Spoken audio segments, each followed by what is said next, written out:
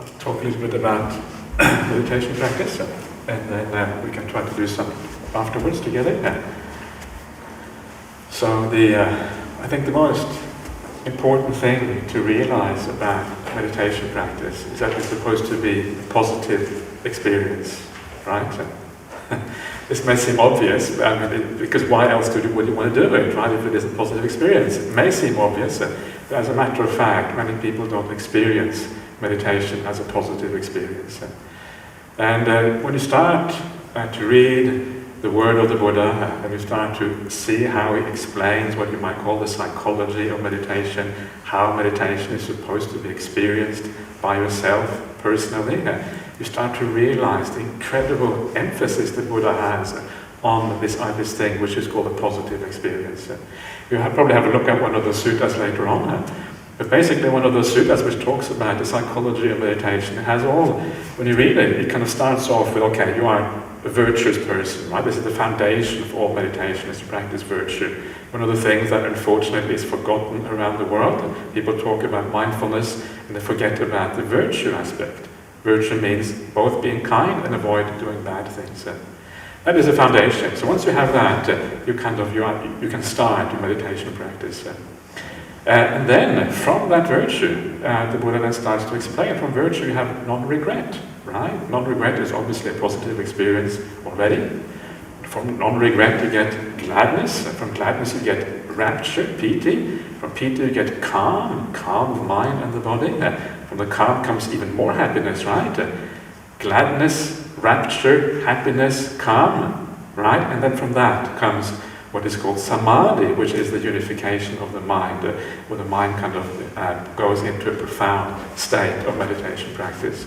But what you can see there, what is important about, one of the very important facts about this, is that meditation is all about happiness. Almost every word the Buddha uses there on how we're supposed to experience it is one type of happiness after the other, arising through the right practice of meditation. So make sure that when you are here, you don't do things which causes you to feel ill at ease, not relaxed, which creates pain, too much pain and all these kind of things. Because if you do that, there's no way you're going to be able to access those positive states that the Buddha is talking about. This is so important, and it sort of seems obvious, but I think that human psychology often gets in the way, and human psychology kind of blocks you from seeing that. So, for this reason, the very first thing I want to talk about in regard to meditation practice is what to do with the body. The physical body is really the first thing. And what you need to know about how to deal with the physical body is for the body to be comfortable, right? Not to sit with too much pain and these kind of things. And for this reason we have all these great chairs at the back. Don't feel shy about using the chairs. This is not competing with anybody else, right? This is just do what you need to do to make sure that your own practice makes progress. This is what it's all about. So there's no competition here. It doesn't matter what everybody else does, forget about everybody else. Do what you need to do. And it's wonderful. More and more these days you go on meditation retreats, you see the chairs are coming out. And it's natural.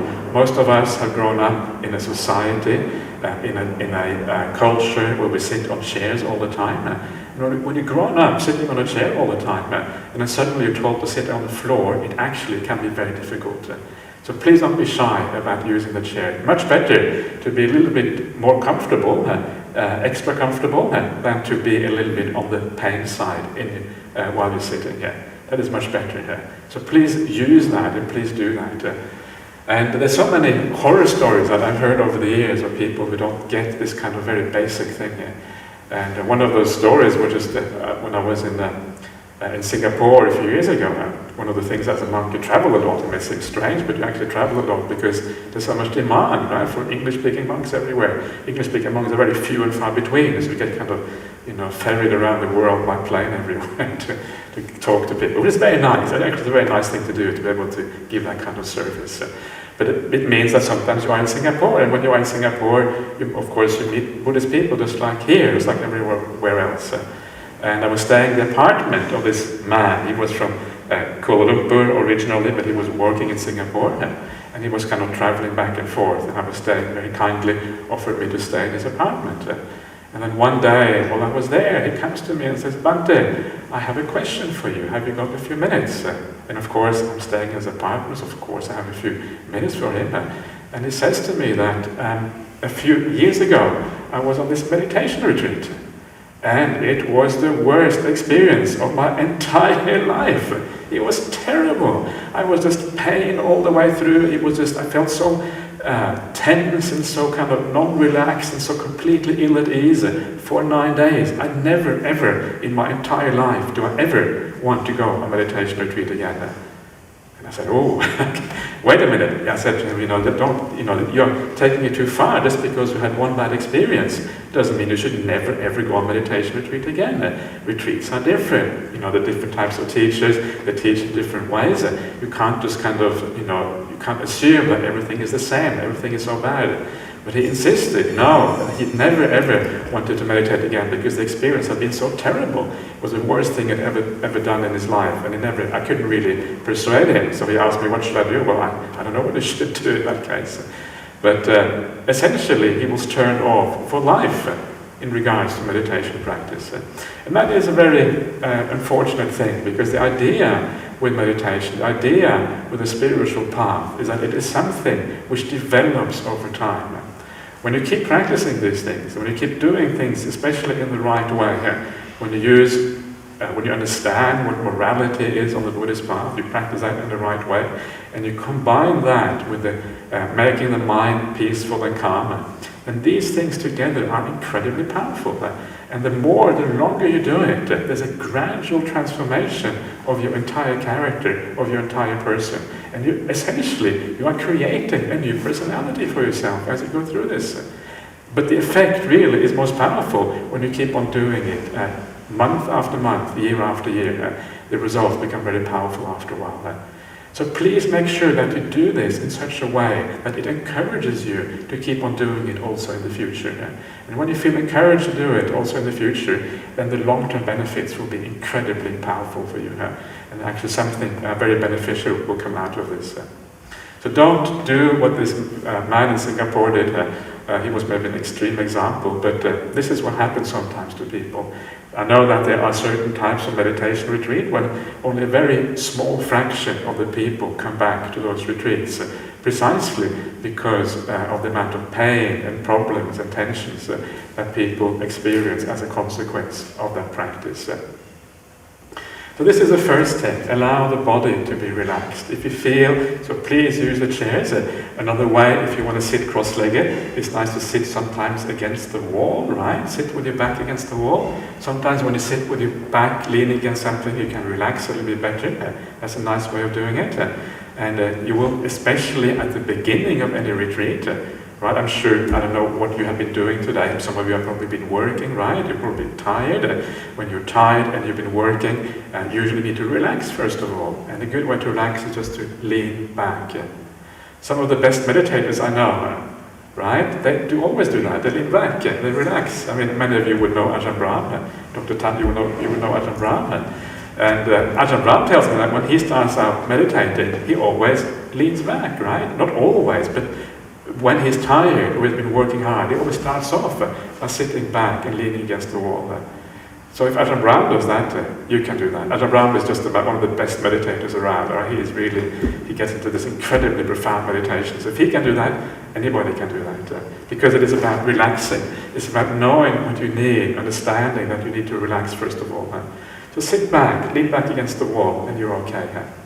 Another monk I know is a good friend of mine. He says that every time he meditates, right? Every time he meditates, he starts off with nodding, right? He nods for about 10 or 15 minutes. And then after you have nodded for about 10 or 15 minutes, the mind clears up. And then when the mind clears up, then his meditation starts. He's also a very good meditator, but it's natural to feel tired at the beginning because you've been active, you've been socializing, you've been doing all of these kind of things which tire the mind, so it's natural. So allow the mind to be here. Just relax, allow the mind to be, don't do anything in particular, wait for mindfulness to arise. And then when mindfulness arises by itself, it becomes very powerful and very useful. So what all of this is about, and I'm going to relate it a little bit to the teachings of the Buddha. I'm sure you have probably heard of the middle way, right? The middle way in Buddhism is essentially the way, on the one hand, not to torture the body, right? In India in those days, people would torture themselves. Sometimes you think that people lying on these beds of nails, I think it's some kind of cartoon caricature of India, and then you open the sutras and it says right there they were lying on beds of nails, right? It's actually the reality. It's actually what people were doing. So this was one of the ways that people were practicing at that time. And then the Buddha says, no, this is the wrong way. And the other wrong way is then to indulge the body. So, and here on a meditation retreat like this, you're not really going to be able to indulge very much, especially if you keep the 8 precepts. So forget about the indulging side. The side to be careful about is the side which has to do with experiencing too much pain, torturing yourself, thinking that by torture I'm going to make quick progress, right? This is kind of the problem, classical problem in meditation. And what happens when you find that middle way, where you neither torture yourself nor you indulge the body, what happens is that the body becomes irrelevant. The reason why the body is important to us is because either we get some pleasure through the body. When you get pleasure through the body is important because that's where you get your happiness, right? Or the body is important because you get pain through the body. If you get pain through the body, there's something to be done with the body. There is a problem there, a problem that needs to be resolved. And the mind will always tend to go out to the body, out into the world, rather than stay inside and watch the breath or whatever it is. So this is the idea of the middle way. The middle way is a way where the body is no longer important. The body falls by the wayside. The body becomes irrelevant. And of course, we all know that meditation in the end is about the mind, right? And because the meditation is about the mind, then getting rid of the body is precisely what we want to do. And that is what the middle way is about. It's kind of strange. The two extremes, in a sense, are quite close to each other, because the two extremes are about the body. And the middle way is where the body falls away and the body is irrelevant. So this is the point here. This is what the middle way is. The body is gone, right? And then when the body falls away, you feel it feels so at ease. So watch that. So if you do feel pain in your meditation practice, please change your posture, right? Don't think that you're going to be some superhero and this can enlighten now on this retreat. It's not going to work. I know Ajahn Brahmali, he always said that when he was a young man, he would sit down and say, okay, I'm going to sit for, sit until I get enlightened. And of course, it didn't work. But everybody has this idea sometimes. Please don't try that. Enjoy the practice. Sit down. If you have pain somewhere, get up, change your posture, go out and do some walking instead. Do something else if you find that. These are general guidelines for meditation practice whenever. Don't sit with pain, especially when you feel that the mind gets obsessed with that pain. It goes back to it again and again, you can't deal with it. Then the time is right to change the posture. So this is number one. And I'm always surprised at how tenacious this idea is that it's okay to sit with pain. How many people think it is a good thing to do? I think there's something deep in the human psyche that tends to think that if you torture the body, you are freeing the spirit, right? The body is like the sinful thing that keeps you tied to the world. And if you torture that evil body a little bit, then you can free the spirit, and then the mind gets developed and kind of you get spiritual practice from that. Because it's so common in the world, right? In Christianity they do that. Christianity is famous in the Middle Age for having these people who torture themselves. In Hinduism, very, very famous for all the torturing. We find that in the sutras. In Islam, apparently, we find the same thing, people torturing themselves. And then you come to the one religion, right, with emphasis on getting away from suffering, it's all about happiness, which is Buddhism. And then you find people still do the same thing. People still torture themselves, right, even in Buddhism. And I think this should be the one religion where torture is absolutely prohibited, and yet it still happens. So I think there is something in the human psyche which basically makes us feel that this is the way to kind of develop the mind. If the body gets a bit tortured, that's okay. That's just the body. But actually, no, it's the other way around. It's a hindrance for meditation practice to work. Okay, that's point number one, right? So I've said a lot about that, and the reason is because in my experience, people still don't get it.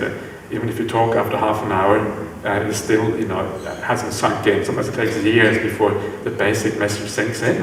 I know with myself, I'm just talking from my own experience, I know how stupid I am, how stubborn, sometimes you can be. It takes a while for these things to actually become clear. So that is number one. The second point in meditation practice is once your body is at ease, the body doesn't have any pain, the next thing to do is to relax the body, right? And this is one of the things that you will find as well, is that you come from a busy life, and the busyness in life always is felt in the body. You feel tensions.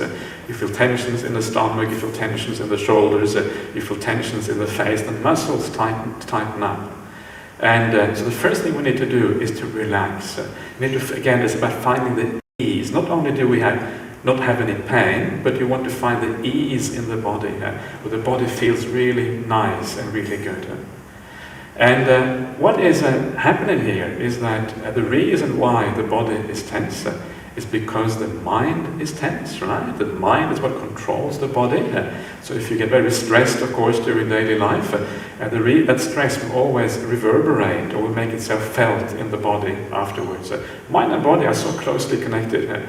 This idea that these are separate things is really a non-starter. They're very, very closely connected to each other. And it's a very useful way of learning how to deal with the mind by working with the body. Because the body, it is very obvious what is going on there. You know what is happening in the body. You can feel if there's any tension there. You can feel if there's a problem there. With the mind, everything is a bit more difficult to kind of pin down. So start by feeling the body. What does the body feel like? And start every meditation. Every time you do this, go through the same process, because then you get used to a good procedure of doing things after a while. And start off by just feeling the body and then making the body at ease, making the body relaxed, feeling good about yourself, right? Feeling really, really relaxed. And there are many ways of doing this, and one way is just to take some deep breaths, right? And allowing yourself to relax. Make sure you sit in a comfortable posture, like leaning back, so that you can actually allow the body to relax. To use a guided meditation with somebody whose instructions you trust and whose voice you like to listen to. Again, that makes you feel nice and relaxed. And the last part is the attitude you have. The attitude is probably the most important thing of all. With the right attitude, you will relax. Without it, it's very, very hard. But spend time doing this. Spend, however long it takes. Even if you spend the whole meditation just relaxing, especially at the beginning of a retreat, that's fine. That's good. At least you will feel at ease and relaxed when that happens. And the idea here is really to take the relaxation deeper than what you normally are used to. Right? Ordinary relaxation in ordinary life actually often isn't all that relaxed at all. And you only find that out once you start to meditate and you get into deeper states of relaxation. You start to realize, wow, this is really relaxed, right? I didn't know it was possible to get this relaxed. I had no idea. Now I understand what relaxation is all about. And the deeper your meditation goes, the more you think, whoa, this is really nice. The body feels so at ease. But the idea here is to start off that process of relaxation as soon as possible. And the sooner we get that done, the more easily the rest of the meditation flows along. So the idea here, get that depth of relaxation as deeper than you had it before at the very beginning, by focusing on the body, by sending metta to yourself, having a sense of kindness and compassion for yourself. And you start to feel the body becomes so easy, so light, right? It becomes so light, it becomes like a tuft of cotton almost. It's almost like it starts to disappear. That's what I was talking about before, the disappearing of the body, which you do by not having any pain. But it disappears even more when you feel really at ease about the body. So you find yourself finding yourself so light, so easy. unless you fall asleep, in which case you feel heavy, right? That's the alternative. That's okay. If you fall asleep, that's fine. Please fall asleep. Falling asleep is not a bad thing. It is very, very common. You're in very good company if you fall asleep. Allow that tiredness to wear off, and then the lightness of the mind comes afterwards. So either you feel very heavy when you do this and you fall asleep, or the mind tends to feel light. It kind of tends to go either one way or the other. And when this happens because you're feeling so much at ease, you're feeling so good about yourself, so good in the body, good in everything, mindfulness starts to arise. Right? Mindfulness, what is mindfulness? Mindfulness is basically about the ability to stay in the present moment, to be aware of what is happening in the here and now. That is what mindfulness is about. Mindfulness is not about fantasizing. If you think about the future, you think about the past, or you fantasize about all kind of things, that's not mindfulness. Mindfulness is about the ability to just be here and now. Right? Be in this present moment, be in this room, be right here in front of you, being able to watch the breath. That is what mindfulness is about. And mindfulness arises especially when you feel good, right? If you don't feel good, the mind wants to escape. But if the present moment is the pleasant moment, right? It's an easy one to remember. Present moment is the pleasant moment. Then the mindfulness tends to arise as it goes. So this is a very easy path, right? All you have to do is relax. All you have to do is just to feel at ease. And when you do that in the right way, then mindfulness comes all by itself. And this is the trick of this path. This is the trick of this whole practice, is that you don't actually have to do anything. You don't have to exert yourself. You don't have to use a lot of willpower. There's not a lot of stuff that you have to do, because the whole doing business actually is what tires you out in the first place. All this doing makes the mind busy, it makes you active, and then when you come back home after a long day's work, right, you feel completely exhausted. That's because of all the doing that you've been doing. So this is the natural way for mindfulness to arise. And when mindfulness arises naturally, it is easy, it is pleasant, it is happy, and you feel so good about these things. So this is the way. And one of the things to avoid here, sometimes this is one of the kind of it's almost becoming a taboo word in Buddhism, in meditation, that is the word concentration. I'm sure you may have heard the word concentration being used. People say you've got to concentrate, right? Concentrate on the breath, concentrate on things. But be very careful with words like that, because the word concentration in the English language very often implies a lot of willpower. When you go to work, right, or you do whatever in ordinary life, if you go to work, right, your employer expects you to read certain things and write certain reports and all these kind of things, right? And because your employer expects that, you have to do it, because you have to earn your salary, etc., etc. But when you're doing things that you're not really enjoying all that much, maybe the incredibly boring thing, a report that you have to read, right, and you kind of have to force yourself through it, that is what concentration usually means. You're forcing your attention onto something which isn't 100% natural. And that is why people who have jobs that demand very high degree of alertness and awareness and concentration often feel incredibly tired after a long day's work. I think, these flight controllers, the people who, I don't know, what is it called? The people who sit in those tall towers at airports, whatever, yeah. Anyway, they sit up there and they have to kind of watch the screens, they have to make sure none of the planes collide, right? If the plane kind of collide in mid-air, you feel a bit bad about it afterwards, so you really have to focus on this. And they said this is one of the biggest stress jobs, because you have to concentrate so much and people feel very tired after doing that kind of job all day. And this is how we all feel to a certain extent, when you use force to watch and to be in the present moment.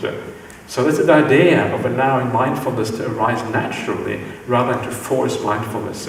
If you force mindfulness, after a while you're going to feel exhausted in the meditation practice, and you're going to sleep for the rest of the retreat, and it won't be all that interesting for you. I still may have a good time, but you lose out on all the good fun that everybody else has. So learn natural mindfulness. That is where it's all at, and that is what we're trying to get to. So this is, again, so when you have no pain in the body, I'm just recapitulating very briefly, no pain in the body, and you are at ease, and you are relaxed, natural mindfulness arises as a consequence. Or rather, I should say, it can arise. It doesn't always arise. And the last reason why it doesn't arise is because the attitude. And the attitude is probably the most important thing of all in meditation practice. You have to feel, you have to look at the world, look at the people around you, feel the situation in the right way. And when you have the right attitude in this way, that is when meditation really becomes possible. It has to be a positive attitude, right? You have to have a sense of well-wishing to the people around you. You have to have a sense of metta, karuna, all this metta, karuna, this means loving kindness, compassion, all of these positive qualities, a sense of friendliness, right? When you have all of these qualities inside of you, that is when meditation becomes possible. If you feel negative, or you are upset with somebody, right, or you're angry about something, absolutely no way that your meditation is going to work. So this, you have to get this out of the way first of all, and then meditation becomes possible. And if we have chance, I don't know if there will be much time during this retreat, but this is one of the most important things in the entire Buddhist path, is learning how to use your mind in a skillful way, so that you can you can move away from the unskilled. It takes a lot of training. It takes years of training to be able to do this. This is what they call cognitive behavioral therapy in psychology. Basically, it's a similar kind of thing, but it's more intense, and it's a lifelong process, right? To keep on doing these kind of things. So the idea is to shift your mind gradually more and more away from the negative things towards the positive things. And then when you have a positive attitude in your meditation, then it becomes very powerful. And there's a nice sutta, which I always like to quote. And this is, the sutta is the word of the Buddha, right? And this one sutta means one particular instance when he was giving a talk. That's one sutta, basically what it means. And in this one sutta, he says that he talks about what happens when you are a good person, right? When you live a good life, when you have a good heart, and you kind of treat people in a kind way, and all of these kind of things. This sutta is Majjhima Nikāya 129, for those of you who are into this. It's called the Wise and Foolish People is the name of the sutta. So if you're interested in how to be wise and how to avoid being a fool, it's a great place to start. Majjhima 129. And what he says there is that the wise person, when the wise person, right, the wise person in Buddhism means somebody who acts well, right, acts with kindness, avoids acting in the bad way, speaks with kindness, avoids speaking in the bad way, and crucially, thinks with kindness, doesn't think thoughts which are greedy or angry or full of hatred and this kind of stuff. Thinks positive things as well. In Buddhism, the idea of morality is stretched to the absolute limit. It includes also the morality of the mind. So in Buddhism, it's about developing your whole character. The word sila in the Pali language is much broader than the word morality in English. It basically includes your entire character. So it's a development of character, development of personality is what it really is about. So what this sutta, this discourse of the Buddha, what he says there is that it's like a good person, right? In the evening when they come back home, they might be tired and they might sort of take a while as they sit down, they lie down on their bed or sit down on a chair or whatever. And when they do that, and when they relax, all the good actions they have done, the fact that they have avoided the bad actions, all that comes back to them. And because it comes back to them, they feel a natural sense of happiness. Because the sense of happiness is basically, well, you know that you're a good person, right? You know that you've done the right things. You have nothing to regret. And you feel a sense of, wow, I've done good things. You feel a sense of joy about that. It is just a natural consequence of living a good life. And the more you purify that good life, the more you feel that natural joy. And the Buddha says it's like a mountain. If you in the evening, when you have a mountain and the sun goes down behind the mountain, then the shadow is cast from that mountain. The entire earth in front of that mountain, the ground in front of the mountain is engulfed, is enveloped and completely surrounded by the shadow from the mountain, completely engulfed in that. Right? In the same way, when a good person comes back after a long day's work, you sit down, you rest, maybe you meditate a bit, and then the mountain of good actions come back to you, right? And then you feel satisfied, you feel a sense of joy inside, you feel gladness because of that mountain of good actions is there. So what we have to do is we have to build a mountain, right? This is what each one of us has to do. And when you build that mountain, then you have that foundation of happiness and joy, which also you can bring into your meditation practice. So this is what it's about. You have to build this mountain, and this is what our ordinary life, if you are interested in Buddhism or spiritual practice or meditation or whatever it is, this is what our whole life really is about. It's about building up this mountain of goodness inside of us. And you have no choice, right? You have to feel happy here. Isn't that great? You have no choice, but you have to feel happy here. I find that such a wonderful thing. You just sit back, and sometimes if you're a bit grumpy, you think, I don't want to be happy, but you have no choice. Happiness just comes to you, and you just feel good about yourself. And what a wonderful thing that is when you have no choice about the matter. And it always comes your way. And then, of course, the spiritual path really works as a consequence. So that is one of those similes that I think are so powerful. The Buddha is a master of creating beautiful similes that are so much to the point and kind of, show you how these things work in a very beautiful way.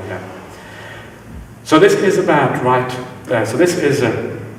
what happens when you, generally speaking, have the right attitude. And we were talking about the precepts before, and these precepts are very much about having the right attitude, right? I will perhaps very briefly talk about them. The first precept is about not killing any living beings, right? Okay, so we assume that killing any human beings are kind of I don't know, if you kill human beings, I would recommend you to stop that very quickly, because it's going to be a big obstacle. There is another discourse in the suttas, the word of the Buddha. Actually, there was a man who was killing all these beings, right? He was a mass murderer at the time of the Buddha. Very famous sutta you may have heard about, Angulimala Sutta. But he stopped doing that, and as a consequence of stopping that, he actually attained very high spiritual states as a consequence. So even if you are killing human beings, you are not, there's still hope, right? Which is quite a very positive message they have. But it's also about, it's not just about avoiding killing, right? So you avoid killing humans, you avoid killing animals and even insects. But it's about being kind as well. And this is one of the most fundamental and important facts about the Buddhist idea of morality. It is not just about avoiding doing the bad stuff. It's actively doing the good things as well. Being kind, right? Being helpful, being compassionate to animals and human beings, wherever you can find it. And this is what really gives power to the meditation practice. If you don't do the bad stuff, okay, don't feel bad about yourself. But if you do the good stuff, you actually actively feel good about yourself. And I have noticed in my own life, I try to live up to these things myself. I try not to be the ultimate hypocrite and sit here and tell you to do all these things and do nothing myself. That would be terrible, wouldn't it? Of course, you don't know me, so maybe I am a hypocrite, but from my own perspective, I don't think I'm a hypocrite.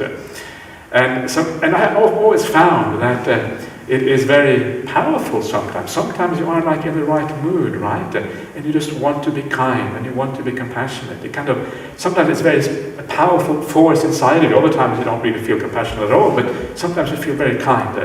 And then sometimes when you do something kind, there's an insect that you save or something like that, something very, very small. But because you are in the right mood, and because you are mindful, and because you feel it coming naturally from you, it often has a very powerful impact on your mind. Right? It's like you do this little act, you think it's nothing, and still you feel this joy connected with that because it is done at the right time and the right place. And the right time and the right place is always, usually, you should always do these things, of course, but the powerful times are when it comes naturally. So if you ever feel like being kind, if it comes from your heart, right, and you want to do something kind, do it for goodness sake. Don't hold back. Don't kind of have some cynical thought, they don't deserve it or whatever. Please don't think like that, because it's going to destroy a wonderful opportunity to do what is right and to do what is kind. Always take the opportunity. If other people think you are a bit strange, so be it. It's their problem, right? You just do what is right. And then you find that when you do these things again and again, there are times when it becomes very powerful because you are mindful, you are clearly aware, you're driven by powerful motivation of compassion inside of you. It makes a very powerful impact on the mind. You sit down to meditate, these things come back to you because they have made a powerful impact on the mind, and then that gives rise to the ability to meditate because you have the joy there. This is how it works, right? This is what karma is all about. Karma is about when your intention is pure, when mindfulness is strong, then the impact is very great on the mind. And so when you sit down afterwards, it comes back to you very powerfully. That's the idea of karma, right? Powerful presence, when you do it, gives rise to a powerful result later on. You can see it for yourself happening in reality. It's very easy, very straightforward. And you see how these things work. So be kind, right? On this retreat, if you have an opportunity to be kind to the people around you, take every opportunity. Never miss an opportunity to be kind in your life, here or anywhere else, because it is incredibly powerful. And then, of course, the second factor is about not stealing, right? So I'm sure none of you have any intentions to steal anything on this retreat. But the opposite is generosity, right? Being sharing of yourself and being generous. And one of the incredibly important factors on the Buddhist path is generosity. It is some things the Buddha talks about all the time as one of the foundation stones of the path. And generosity can be done in so many different ways. There's very little distinction between kindness and generosity, right? They kind of flow into each other. When we talk about generosity, we talk usually more about material things, and kindness is more about kind of helping out in a more general sense. But they are really part of the same kind of different ends of the same spectrum, basically. So generosity. The third precept is about no sexuality on this retreat. And the idea here is to turn the mind in a different direction. Usually in the world we find pleasures through the senses, the five senses, right? Through the food that we eat, through the relationships that we have, through music or whatever it is. Now here the idea is, instead of finding happiness in that realm, is to turn the mind in a different direction, turn it inwards instead, and find the happiness and joy inside of you instead. Now if we indulge in the five senses, it is impossible at the same time to turn inwards, because there are two different directions, right? If you find happiness in the five senses, it means your mind is going out into the world, by its very definition. But meditation is precisely about going inside. It's about watching the breath, about being still in the present moment.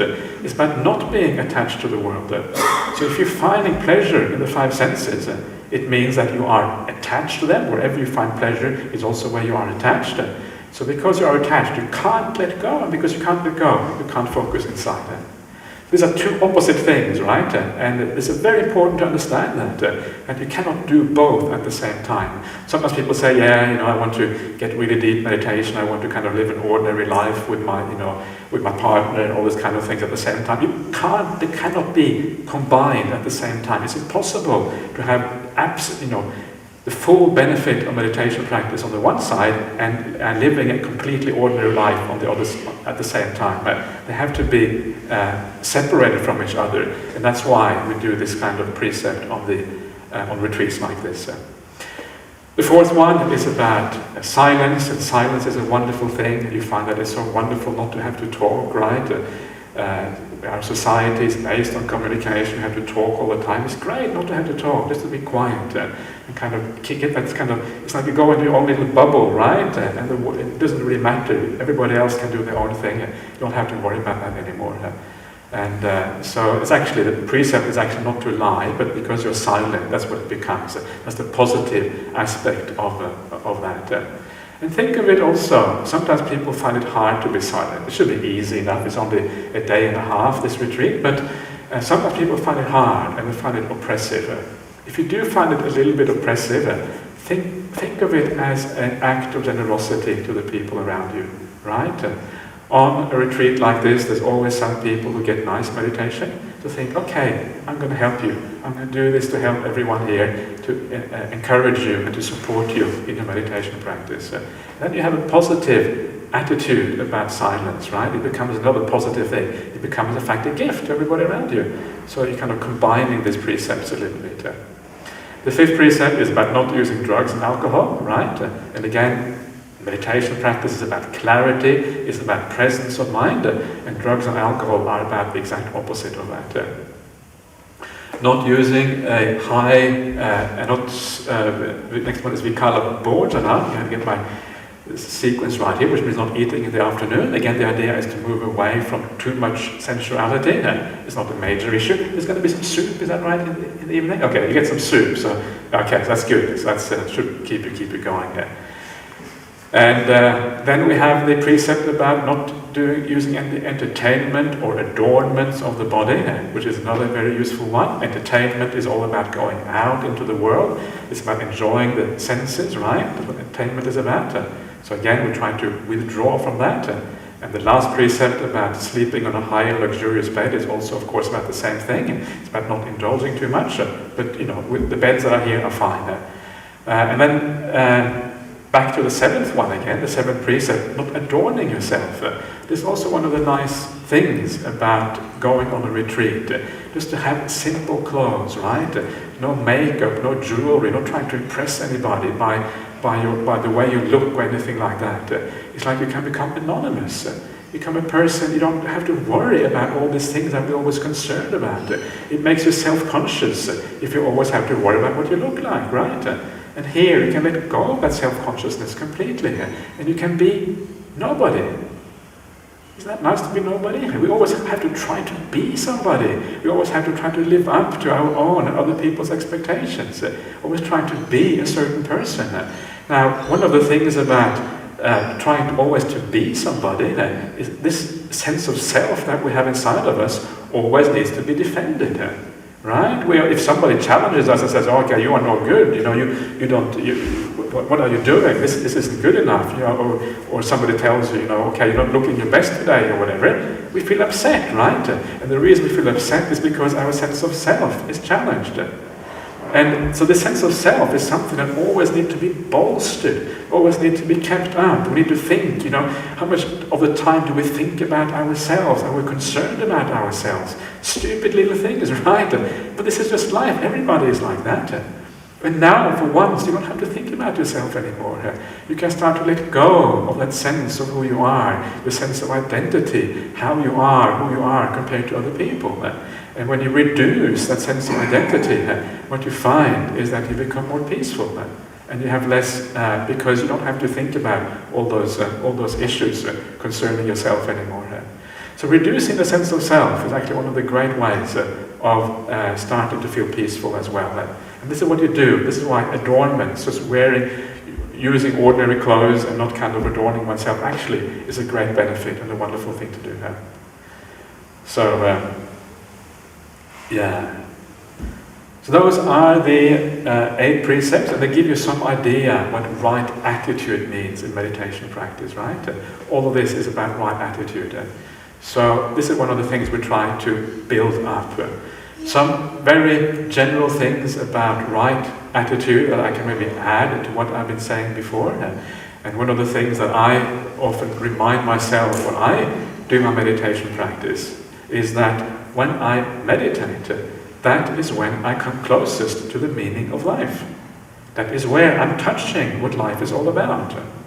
Right? Now this is quite radical, because most people think, I'm going to meditate so I can improve my life, right? So the rest of my life can become better. That's what most people think.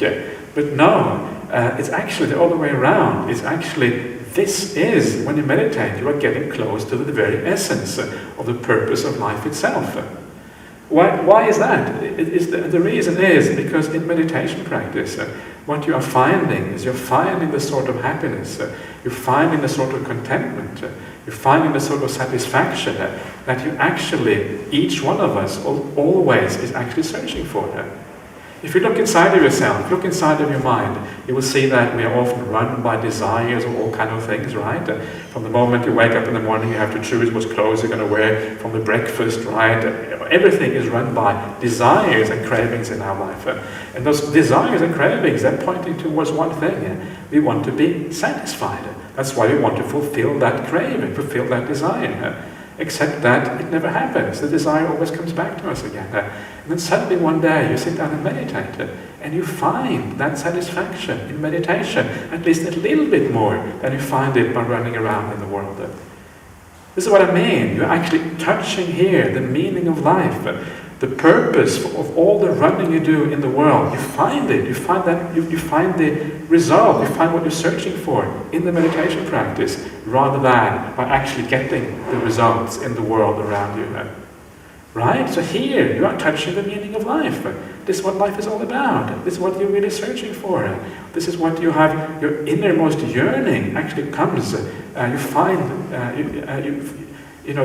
yearning actually gets fulfilled finally when you're sitting down and doing meditation practice, or rather it can do. Often it doesn't happen, but it can happen. And when it happens, you think, wow, this is really it.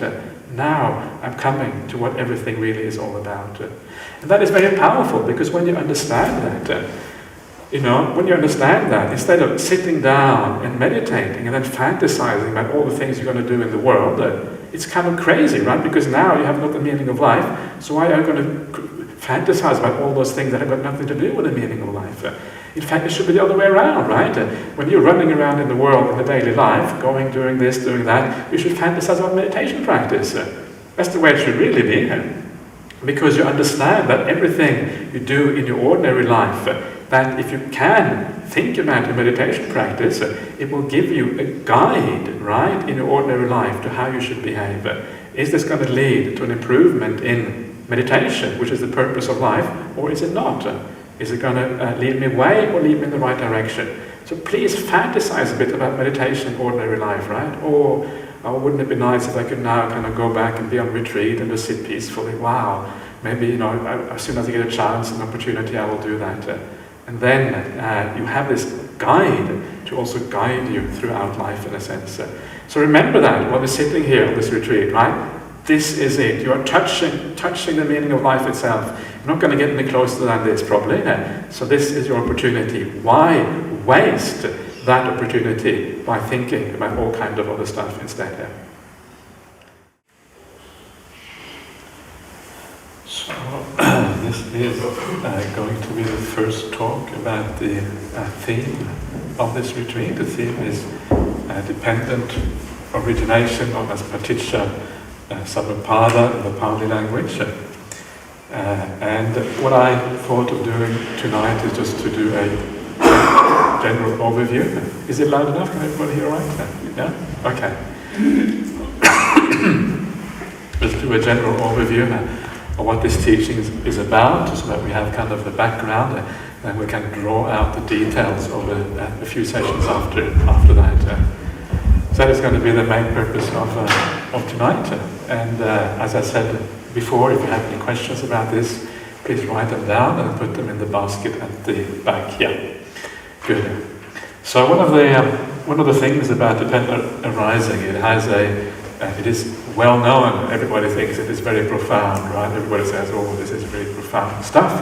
And of course, there is a reason for that. And the reason for that is that that's what it actually says in one of the suttas. I don't know if any of you read these suttas already. If you have, then you may have come across, or you probably would have come across, the way things start off in the sutta called the Nidana Sutta, which is the greater discourse on causation found in the Digha Nikaya. In that sutta, it starts off with Venerable Ananda. Venerable Ananda, of course, is the Buddha's right-hand man, right? He's always present, always hearing the discourses, and then he's the one who eventually makes sure that those discourses are recorded, if you like, recorded in memory for posterity. And he says to the Buddha, it is wonderful, it is marvelous, but how this dependent arising, or if you like, dependent origination is so deep and appears so deep, yet to myself it seems as clear can be. Right? And then the Buddha says, do not say so, Ananda, do not say so, Ananda. This dependent origination, Ananda, is deep, and it appears deep. Because of not understanding and not penetrating this teaching, Ananda, this generation has become like a tangled skein, like a knotted ball of thread, like matted rushes and reeds, and this generation does not pass beyond samsara with its plane of misery, unfortunate destinations, and its lower realms. So this is where it comes from. Right? When everybody says, "Oh, this dependent origination is so deep," this is actually the canonical reference to that. It's quite interesting because Venerable Ananda, of course, he knew almost all the suttas, all the discourses of the Buddha by heart.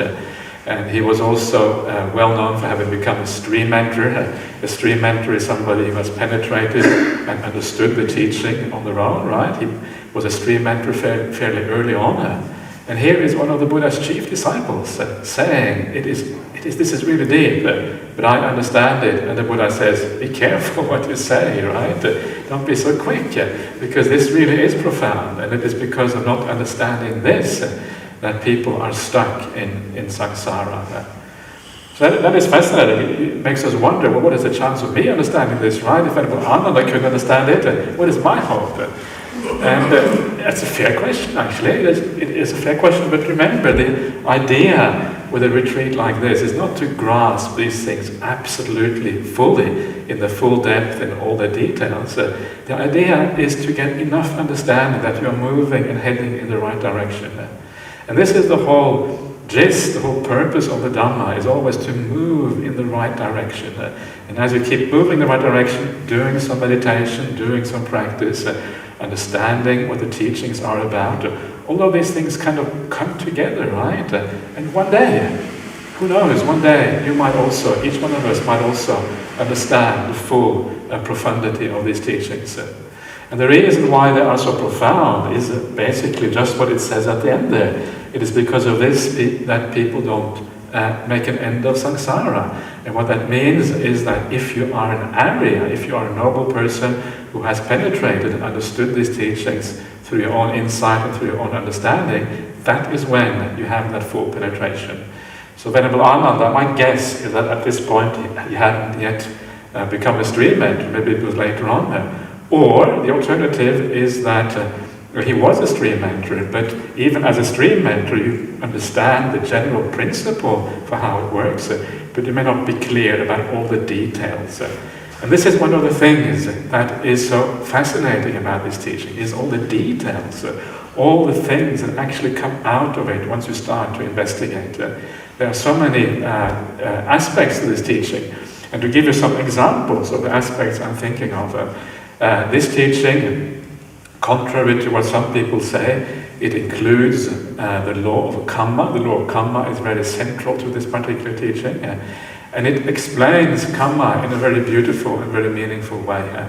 This is one of the things I want to draw out of this teaching, and especially if you look at the first three factors of the dependent arising. The first three factors are from, I'll go through the factors later on, but from ignorance, sankharas like activities, and consciousness.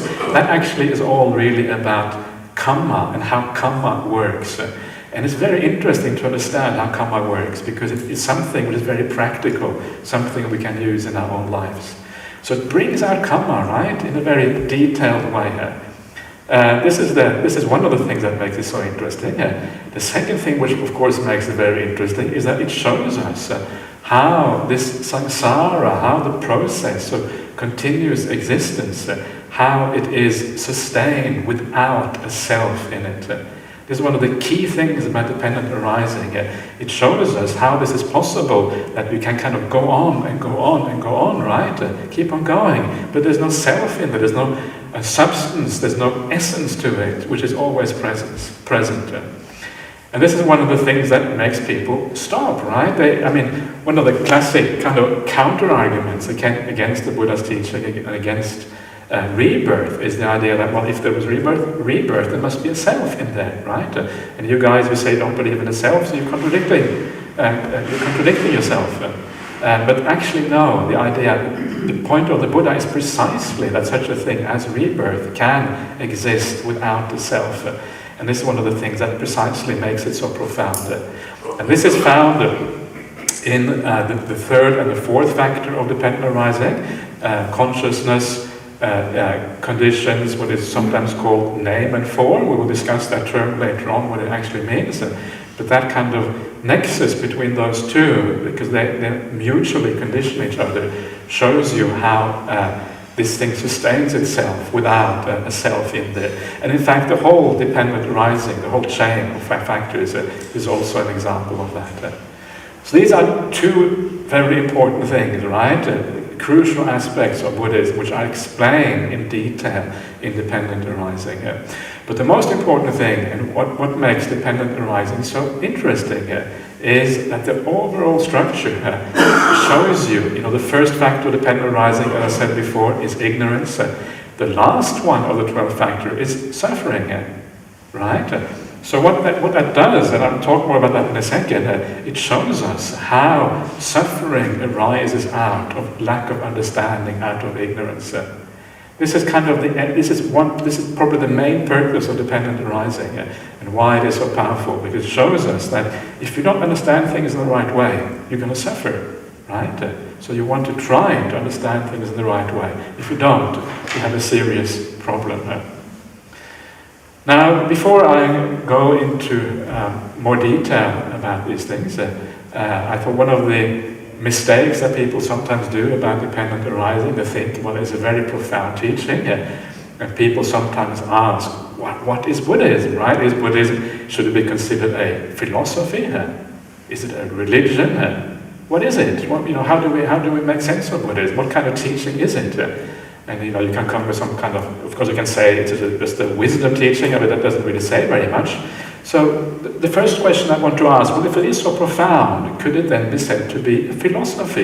Is that an appropriate way of regarding Buddhism? Is it a philosophy or not?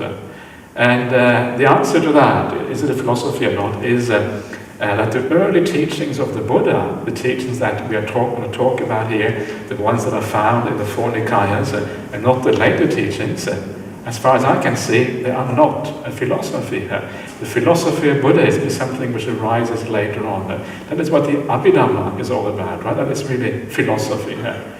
And you may have heard about the very famous simile of the Buddha. The Buddha is in a place called the Gosenga Wood, and he takes a handful of leaves, right? And he says, these handfuls of leaves I have in my hand, compared to all the handful of leaves in the forest, which is more, right? Okay, so the monks of the say, well, the handful of leaves in your hand are few, and the ones in the forest are great in comparison. And then the Buddha says, well, what I have taught you is comparable to what I have, the leaves in my hand, but what I know is comparable to all the leaves in the forest. So what is going on here? What about the rest of the stuff? Wouldn't you guys be interested in hearing about the rest of the stuff, right? If the Buddha has all this knowledge, it would be interesting, right, to hear about all the other stuff. Why does he only teach us these little few things? And the point here, remember that the purpose of the Buddha, he is a compassionate teacher. He has understood the one thing that everybody in the whole world wants to know about. He has understood about happiness and suffering to the core. Look in your heart. What is it that you want? What is it that you yearn for? You yearn for, we all are moving, we're always trying to move towards more contentment, more satisfaction, more pleasure, more happiness, less depression, less sorrow, less pain, right? Everybody wants that. No, I never met anybody who wants more depression, unless they are really messed up psychologically, possibly, but then they have other problems. The point is we all want to move there, right? And the Buddha knows, I have the answer. So then he decides to teach out of compassion, to help people overcome the problems and give rise to the highest happiness. That is what Nibbana is all about. So it's pragmatic, right? The teaching is purely pragmatic. It has a very clear purpose. And you don't want to distract that teaching with things that have nothing to do with that pragmatic goal, which is to alleviate suffering in all beings. And this is why the Buddha doesn't philosophize, right? But what is philosophy? Philosophy is about, this is what Plato, and Aristotle and Socrates, right? And we find people in the present day, and we find it not only in the West, of course, we find it also everywhere. And this is what the later Abhidhamma people did also. It's philosophizing, it's creating, it's speculating about the world. It's based a little bit on fact, because you have a little bit of science input in these kind of things. But a lot of philosophy is thinking out systems, castles in the air, right? That are built up, often with no foundations. A little bit of foundation, but not much. And this is what philosophy is all about. And the Buddha, I think he knew, I'm not saying the Buddha would have built up anything without foundation. On the contrary, he probably would have good reasons for saying what he would have said if he had said so, but he didn't. Even though he knew what he was talking about, he knew that it would detract from the actual practice. Because once you start to present a philosophical system, a system which explains everything in the world, that's very fascinating, right? I just said before, well, who of you wouldn't be interested in hearing about all the other leaves? Everybody kind of, yeah, that would be exciting, right? I think the same. It would be exciting for me too. And this is the problem. You get sidetracked. You start to philosophize. The Buddha probably had to spend the rest of his life answering critics, saying, well, this doesn't make any sense. Well, actually, it does make sense. Oh, no. And then back and forth. So you focus on the essentials. And I think this is a very important point. And this should remind us that we should really be try to be in a similar kind of mindset where we don't philosophize too much. And it means that dependent arising itself, or origination itself, is not really a philosophy. The primary purpose of dependent origination is pragmatic. It is to show us that there is a problem, that there is a solution to that problem, and how to apply ourselves. And of course, it also gives a little bit more, it gives a little bit of understanding for how it all works, which sometimes gives rise to confidence and faith, because you feel that there is a system which is complete. But essentially, it is a pragmatic thing, and it's about release from suffering and a movement towards happiness and getting out of samsara. This is the purpose of this. So the Buddha didn't philosophize, right? And this is the thing about the Abhidhamma. I don't know what kind of ideas you have about the Abhidhamma, but as far as I'm concerned, I read Pali, I've read parts of the Abhidhamma, not the whole thing, because I find it too boring, to be perfectly honest with you. And I also read the suttas, pretty much everything in Pali and in English and in other languages as well. And it is very clear to me that the Abhidhamma is later than the suttas. It arose over a long period of time, because this is a very complex type of literature. It started arising probably fairly soon after the Buddha, and it went on being developed for many centuries, perhaps millennia after the Buddha passed away. But there are many, many good reasons. I'm not going to go into that now. If you're interested, you can ask in the Q&A, but there are many, many good reasons why the Abhidhamma is not the word of the Buddha. But the Abhidhamma is precisely a philosophical system, right? Why? Because it is about creating a system which explains the world completely. So you have this division of mind moments, of minds, right? Mind states, 96 chitta or something like that. And then you have the various types of mind factors called chittasikas, which are, 70, whatever it is. I'm not sure, I can't even know, not even sure how many there are, maybe it's only 40. That shows you how much I know about the Abhidhamma. And then you have the factors of materiality, of physical world, right? There's 28 or something, 20 something, 24 perhaps. And all of this is then, first of all, that is divided up into all the elements of reality. And then you have all these books that show how these things fit together, right? There's a book called the Patana, which is a book basically translated into English as Conditional Relations. And what that book does, it shows you with all of these categories I just talked about before, how they are related to each other through various causes. 24 causes are enumerated in the Pali. And the book, the Patana, is so long because there are so many intricacies, so many ways these things can relate to each other. It is so long that if you wrote out the whole thing, somebody apparently calculated this, if you wrote out the whole thing, the book would go something like, the book would be so long that it would stretch from Sydney to Melbourne or something like that. That's how big it is, right? So this is kind of thought out by the human mind. This is what they call philosophy. And this is what happened later in Buddhism. And of course, the sad thing is that if you travel around the Buddhist world, you find that a lot of people, that's what they're interested in. It's exactly why the Buddha didn't teach it, right? He saw the attraction in that, the danger in that, creating philosophical systems, building them up, and it's never finished. This is not a problem, it's never finished. There's always some hole in the system, right? Somebody says, oh, what about this? You haven't thought about this problem over here. And then you have to write a new sub-commentary, right, to fill in that little gap. And then somebody finds a hole in the sub-commentary. And the more literature you have, the more holes there's going to be. So for every book you add, there's going to be another hole, right? And it keeps on going like that, and there's no end. This is the problem with philosophy here. It never stops. So the Buddha, very, very wisely, he skipped that whole area. So dependent origination is not philosophy. It's pragmatic, it's practical, it's to be used in a practical way here. So please keep that in mind. It's so easy to get sidetracked with philosophizing here. So what is Buddhism then? Maybe just very briefly what it is, because I think it's interesting just as a point of general interest. Is it a religion?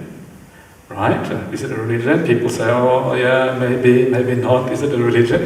I think it's a fascinating question. Personally, I think it's fascinating whether it's a religion or not. And obviously the answer is it all depends on how you define the word religion. But I looked up the Oxford Dictionary recently and said how that defines religion, and it says any kind of system where there is some kind of supernatural agency is a religion. And from that point of view, is Buddhism a religion? I would say no, it is not, because certainly from an internal point of view in Buddhism, everything is part of nature. Nothing is supernatural. Nothing is outside of nature. If you go to ordinary religions like Christianity or Islam, of course the idea is that God stands outside of nature, right? That's why he can break all the laws of nature. He doesn't have to care about gravity or whatever. He can just do whatever he wants. Quantum mechanics, no problem. And he can, and he can do what he likes with the world. So he's supernatural. But from a Buddhist point of view, everything is part of nature. So in that way, Buddhism is not really supernatural. But if you're not a Buddhist, and then you say, oh, you guys, you believe in all kind of weird stuff, right? You believe in devas, right? Okay, supernatural. So from an external point of view, maybe Buddhism is a religion, because other people might think that we believe in supernatural stuff. So it depends on the angle you take. But I must admit, I prefer to be very careful with using labels like religion on Buddhism, because the word religion has so much baggage, right? And a lot of that baggage does not apply to Buddhism. So we are kind of taking on all this kind of baggage by calling ourselves a religion. I'm not sure if that is very, very suitable or very useful. Sometimes it's better to say, I'm not sure whether we're a religion, maybe we're something else. So what is that something else? I would say that something else is that Buddhism is essentially, this is maybe something I need to reflect a little bit more about, but it's really a type of psychology. That's what I would call Buddhism.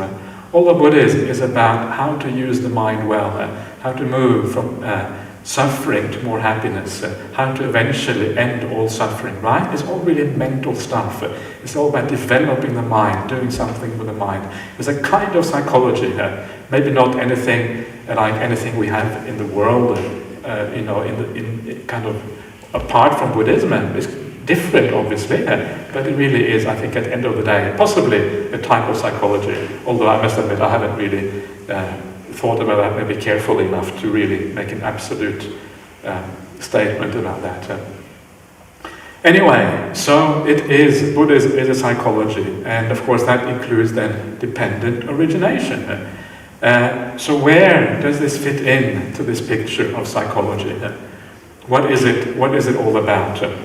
And dependent arising, the first thing of course to understand about it is that it is an important teaching of the Buddha. How do you know it's an important teaching of the Buddha? Well, usually, you know because somebody else said so, right? That's how people often know it's an important teaching. It's important because they say it's an important teaching. But is there any objective way of deciding this, apart from just listening to people like me saying it is important? And the objective way of deciding whether a teaching is important in Buddhism or not is to see how often did the Buddha talk about this, right? How many different audiences, how many different places did he give this particular teaching? And dependent arising is one of those teachings that you see throughout the suttas. You see it in all the four Nikayas, you see it in the Majjhima Nikaya, you see it in the Digha Nikaya, you see it in the Anguttara, in the Samyutta. In the Samyutta Nikaya there's a whole section just about dependent origination. And this is how you make a decision about whether the sutta is important or not. Right? It is actually a very useful tool, right? Because sometimes people say, oh, this is really important, but why is it important? No, it just is important, right? There needs some objective criteria for deciding these things. So dependent arising is one of those things. Now, the question then, second question then, is how does it fit in with the rest of the teachings? Because we need to sort of tie it together with everything else. One of the wonderful things about the Buddhist teachings of the Buddha is that it all fits together into this one picture. Right? It's basically one picture, and then you take out a little piece here, a little piece there. It's almost like a jigsaw. It's not really like a jigsaw. Jigsaw is it's a very imperfect simile or metaphor, because really it is often the different pieces that overlap, or one fits into another one, and it's not really quite like a jigsaw. But still, it is an overall picture, and it is the picture that you realize when you awaken to the Dhamma. When you one day become a stream enter and you get your flash of insight, bang! What is it that you see here? What you see is the Digha Nikaya, Majjhima Nikaya, Samyutta Nikaya, Anguttara Nikaya, right? All in one. That's what you see here. Whoa! Your head is going to explode. Imagine seeing all that in one moment. But the point, of course, is that the insight is quite simple. But when you draw out all the implication of that one single insight, you end up with this enormous thing, right? And that is what is so amazing. So this is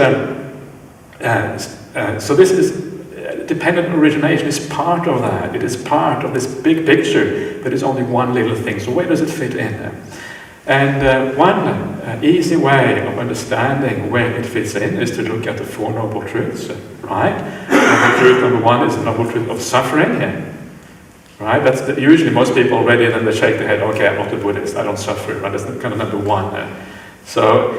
But anyway, so once you get past the first one and say, okay, yeah, life is a little bit unsatisfactory sometimes, okay, fair enough. Once you get past the first one, noble truth, a second noble truth, the cause of suffering, right? Cause of suffering is tanha, craving, according to the second noble truth. Now, in some suttas, that fact that tanha leads to suffering is expanded out, and is expanded out into dependent origination. Dependent origination, what shows you that suffering arises. This is an alternative way of understanding the second noble truth.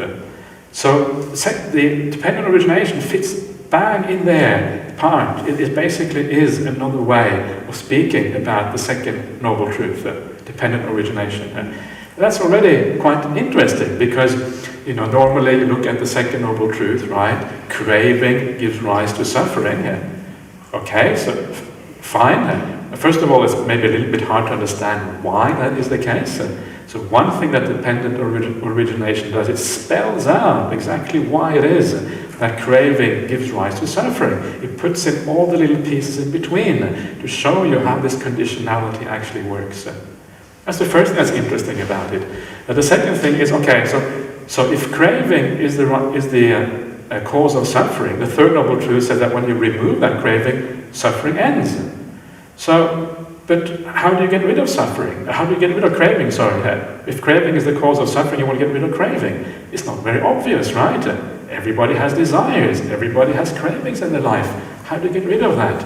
And this is the other thing that dependent origination shows you.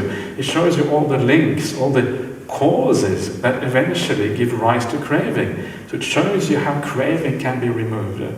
And of course what it does, it takes it all back down to ignorance, I was talking about before, which is the first factor of dependent arising. So if you remove ignorance, then everything else starts to kind of, disappear. Craving, and then eventually also suffering itself. So it fills in the gaps, right? It makes it clear what is going on. This is the power of dependent origination in this case. Now the second thing which is fascinating about this, and often you will hear people argue about whether dependent origination, whether it includes things like rebirth, right? Is it about rebirth? Is it about one life? Is it about what happens in one moment, right? People have all these different theories about dependent origination. I don't know about you here. I'm not sure what you think.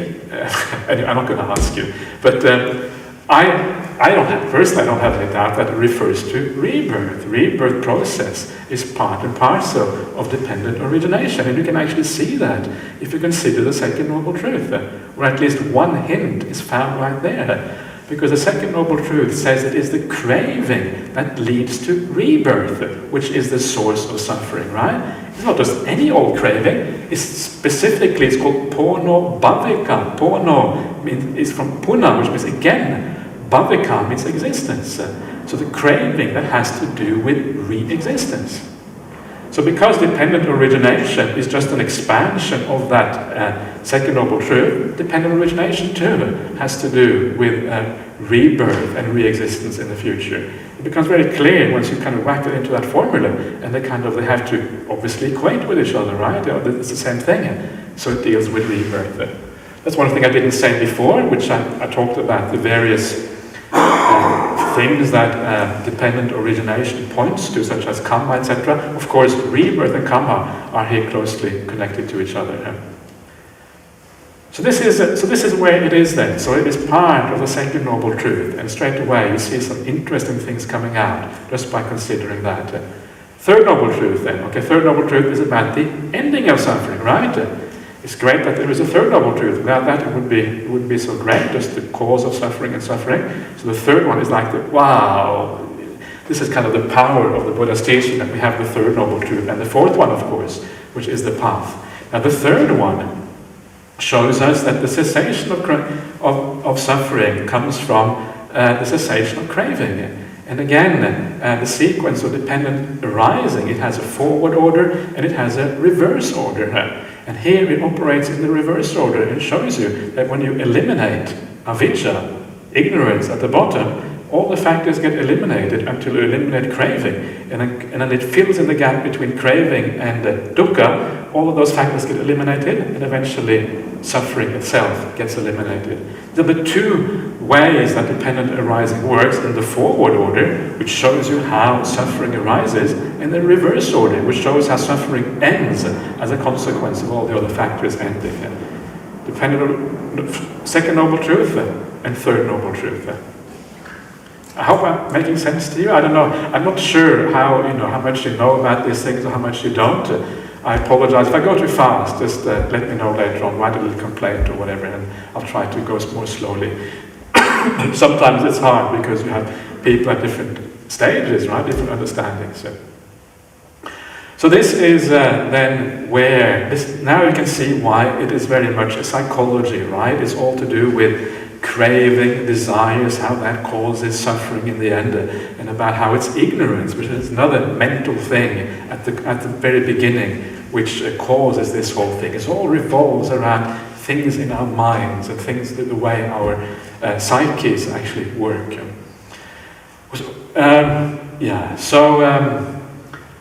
Very briefly, perhaps, the ignorance itself. This whole chain of things, starting with ignorance. What about ignorance itself? Where does that come from? Can we say anything about ignorance? And the Buddhist idea here is that ignorance has always been there. There's no first cause of ignorance. I'll talk more about this later on, but ignorance is one of those things that always has existed. And you cannot find the first cause of it. It's not really always has existed, but you cannot find the first cause. But that does not mean it cannot be eliminated. It can still be eliminated, even though there is no first cause to it. So that is how it fits into this big jigsaw puzzle, right? It's directly there, part and parcel of the second and the third noble truth. And this becomes the importance of dependent origination. So now I thought of maybe talking very briefly today just about the various links of dependent origination, starting from the beginning, and show just very briefly how it works, the whole system works. And once we have this overview, then we can start to kind of focus in on the details, maybe tomorrow morning or something. So let's have a look at the overview of this whole sequence. So as I said, it begins with avijja, usually translated as ignorance. Not a good translation, perhaps. I'll talk about that tomorrow. And it ends up with dukkha. And in between, you have 10 other factors in between, right? There's 12 links in dependent arising, and they are linked. Each of these, it's like a pairwise linkage, right? So each one of these factors is linked to the one which comes after it. And it's a causal linkage, so one thing leading to the next one, leading to the next one.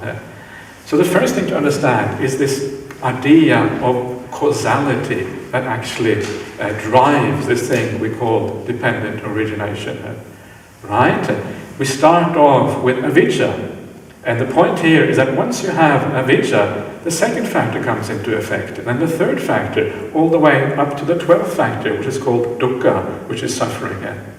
Now, so the kind of causality we're talking about here, and this is spoken about in brief also in the sutras themselves, it is a type of causality you can call sufficient causality.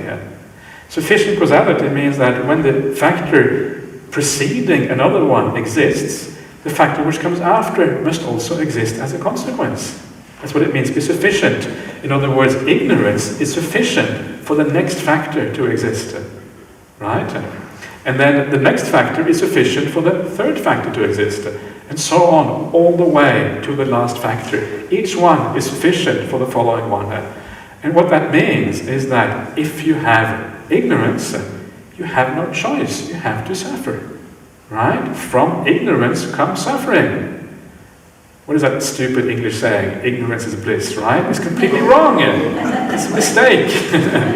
I've got it completely the wrong way around. So ignorance is not bliss. If it is bliss, it's kind of a very shallow form of stupid, silly bliss. This is the real bliss. The real problem is ignorance is must cause suffering. That's what we mean by sufficient conditions, right? One must lead to the next one after the other. If you have ignorance, you have to suffer. It's interesting, right? It means that there is only one solution to this whole thing, basically. But there is the other side, which I mentioned just before, and that side is that once you take away the ignorance, once you give rise to knowledge and understanding instead, the second factor also disappears, also ceases as a consequence. And this is another type of conditionality, and both types of conditionality apply at the same time. And this is called necessary conditionality, sufficient conditionality and necessary conditionality. And necessary conditionality means that the preceding factor is necessary for the subsequent factor to arise. So if you take away avijja, if you take away ignorance, the second factor, which is called sankhara in Pali, cannot exist anymore. It must disappear as a consequence. This is called necessary conditionality. Take away the necessary cause, and the subsequent effect also has to disappear. So this is in brief what all of dependent arising really is about. It's about this interplay of these two causes, sufficient causality and necessary causality. And when you understand those two causes, it's fairly straightforward. When you understand what's going on, you can understand how the whole thing comes into being, and also how the whole thing ceases as a consequence. So that is in brief what it is. And it's not just dependent arising which works like that. There are many things in life which works on the basis of necessary and sufficient conditionality. In Buddhism as well, there are other sets. I have included some of those other sets in here as well. They're not called dependent origination because they're not the same set of 12 factors, but the same type of causality sometimes is relevant for those sets as well. But sometimes there are other types of conditionality, right, which is more loose. Okay, if you do this, then usually you get that, which is not as strict. Dependent arising is a very strict kind of conditionality. Very, very strict. If you have that, that must follow. Haven't got that, that will not follow. So that is the overview. You get kind of an idea of how this process works. So let us briefly have a look at the various factors in this chain and see how it works out. So the first factor is called avijja in Pali. As I said, often translated as ignorance. And it basically means that you don't understand reality as it actually is. Reality is one way, right? The world works in one way. You think it's different. And of course, what the Buddha is saying is that we are all like that. We all have this avijja. We all have this blockage inside ourselves that make us not see reality as it actually is. And what that means is that we are running around like blind people, right? We're in the dark. We think that we are pursuing happiness, but actually we're usually pursuing suffering instead. We haven't got no idea what we're doing. This is basically what ignorance means. And because we don't know what we're doing, it means that we start doing all kind of stuff which lead in the wrong direction. This is sankhara. Sankhara is often translated with this terrible this is my opinion, right? I apologize for anybody who likes this translation, but The usual translation is volitional formations, right? And at least it leaves me stone cold when I hear volitional formations. It doesn't do anything for me at all. I feel like, okay, I could be on Mars when I hear that translation. And I think some people, maybe it means something too, but I find it too, it doesn't really grab your heart, right, when you hear that. Basically what it means is the activities of body, speech and mind, the things that we do, especially intentional things that we do. Right? So sankhara can be translated, I will talk about it tomorrow, what a proper translation is, but I'll leave it for now. So because we don't understand, do all these kind of things, right? And all this doing that we do from not understanding has consequences. And one of the consequences it has is that because all the doing is based on craving, it's about propelling us into the future. It leads to, one of the things it leads to is always leads to rebirth, because quite literally always propelling ourselves, projecting ourselves into the future. The sankhara is always about what we want. It's not about now, it's about the future. And from this we get the idea of vijnana, which is consciousness, and then gets established as a consequence of that. I'll talk much more in detail about this tomorrow. This is just very kind of rudimentary here. Because of vijnana is then established, in this case we're talking about established in a new life in particular, in that new life, depending on where that life is, you will have certain experiences, right? If you get reborn as a deva, right, a god, wow, you have these wonderful experiences, so much happiness, right? If you get reborn as a kangaroo, it's not so great. Maybe you think kangaroos are cute, but actually kangaroo life is pretty miserable. I live in the middle of the bush, I see what they're like. They are greedy, they are angry, they fight over food. The reality of kangaroo life is pretty bad. So when you see a cute animal, what you see on the surface is only one thing. But it can be worse. It can be reborn as an insect, right? Imagine that. Whoa, and so you come, you kind of get reborn as a mosquito, right? You're flying around, you find this big lump of flesh in front of you, and then smack, you get swatted because of that. All you're doing is trying to smash food, right? You're just doing your kind of what everybody wants to do. And then, that's it, end of story. So the point is that once you establish consciousness in a certain place, your experience of the world is set within certain limits. And that is what Nama-rupa is, called name and form, also called mentality, materiality. It's all our experiences, basically, and they are set within certain limits. Because we have name and form, we have the sense bases, right? You see things, you hear, you taste, you touch things, and through that, through the senses, is how we contact the world, right? Everything, all our contact with the world is through our senses. So I see all of you, you see me, and we see each other, we hear the sounds, everything is through the senses. It's called contact in the technical term, phassa in Pali. The previous term I forgot to say in Pali, I don't know if you're interested, it's called salayatana, the six sense bases. Phassa, contact in the world. Phassa leads to Vedana. Vedana means the feeling tone of experience, right? Is it happy? Is it suffering? Is it neutral? It leads to much more than that. Contact also leads to all kinds of things, right? We see forms, we have volition, will, drives in us, will in us. It leads to many other things as well. But it's interesting, Buddha here picks out Vedana, this idea of the feeling tone of experience. It picks that out specifically because it is much more important than the other ones. Why is it so important? Because it is Vedana which tends to drive us, right? Vedana which decides whether if you like it or not. If you don't like it, you will want to get rid of it. If you like it, you will crave for it.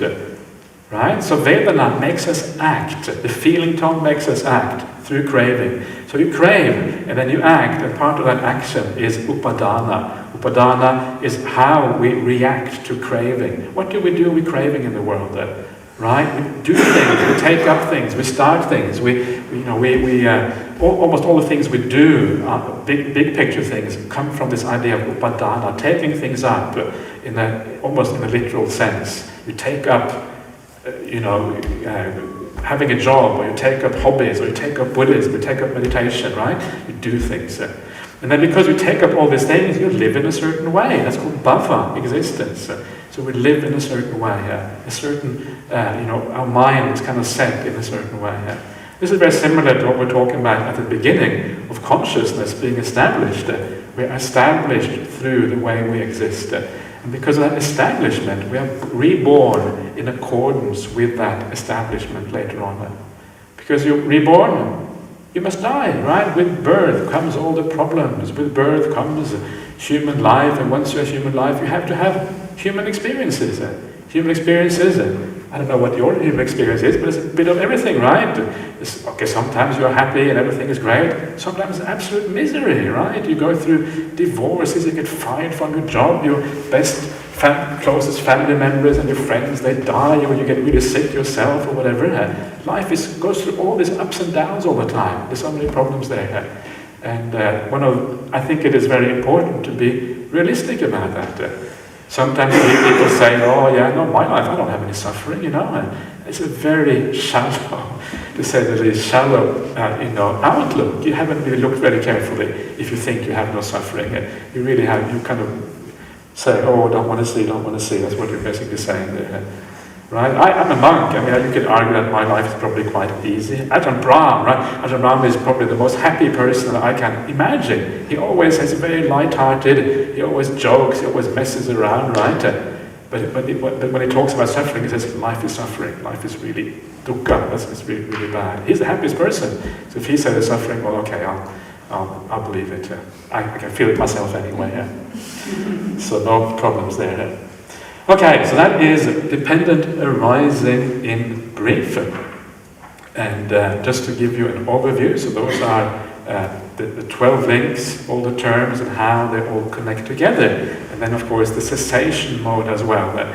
So you have the opposite happening. When it ceases at the beginning, each one of these links will cease until you get to the last one eventually.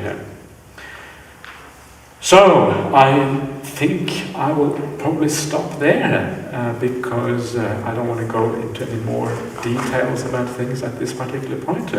It's probably lots and lots of information for you anyway, maybe way too much. I'm always a bit worried about these 1 hour talks. There's so much, you can say a lot in an hour, right? So that's part of the problems. But anyway, so for tonight, have a nice good night's sleep.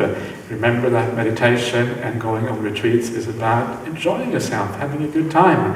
Meditate until you feel that you are tired. Have a really good night's rest. Sleep as much and as long as you like, you feel it necessary. And then tomorrow you'll be clear and ready for another day.